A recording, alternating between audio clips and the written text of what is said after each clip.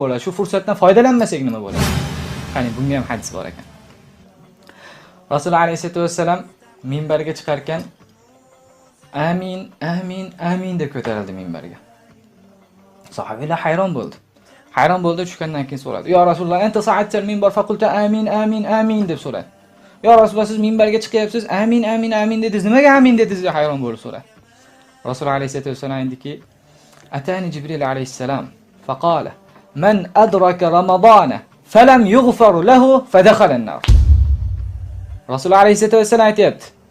Jibril alayhissalom keldi meni oldimga.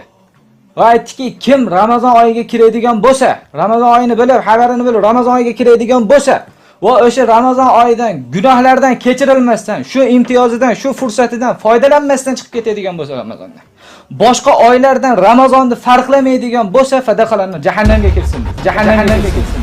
Va ana qultulan